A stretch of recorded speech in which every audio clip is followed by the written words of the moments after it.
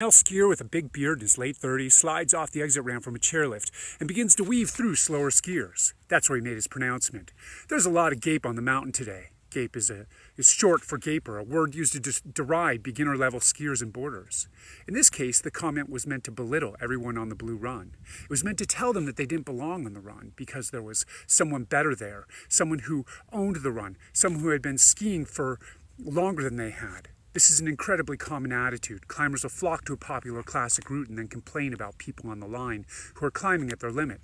Skiers in the backcountry will lecture groups about why they shouldn't be there. Climbing club instructors will shake their heads in disapproval at independent climbers who are doing something they don't like.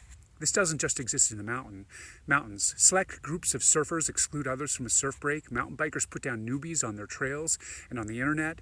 This toxic attitude is ubiquitous. In the outdoor industry, this attitude is often referred to as bro culture. The term bro culture was originally coined as a catch-all to discuss the hyper-masculine attitude associated with fraternities, high finance, and the tech industry. Sexism, misogyny, racism, homophobia, and binge drinking have all been linked to bro culture. But so too is the idea that certain spaces and jobs are only for people who fit a certain profile. Bro culture in outdoor adventure sports could be defined as a culture that promotes the exclusion of others through belittlement, slang, skill, clothing, and equipment. Active bro culture promotes exclusion through the acts of putting people down and indicating verbally and sometimes even physically that they shouldn't be there. Passive bro culture is the act of intentionally showing somebody that they shouldn't be there because of their skill, lack of knowledge of sport-specific slang, or lack of appropriately branded clothing or gear. Those most impacted are often those who already feel like they don't belong. They frequently include people of color, women, the LGBTQ community, and those who don't have traditional outdoor athlete-type body types. There are a lot of discussions in the outdoor industry about inviting new populations in to enjoy the mountains.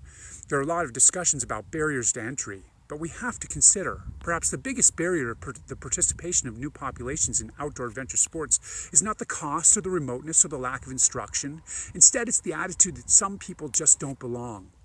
We are so deeply inspired by the adventure sports we participate in that we don't say that we climb, we say we're climbers. We don't say we ski, we say we're skiers. We don't say we surf, we say we're surfers. These activities are more than just distractions to us. They define us. It is deeply arrogant to believe that we are the only ones who deserve this. What right do we have to block others from such inspiration? Until next time.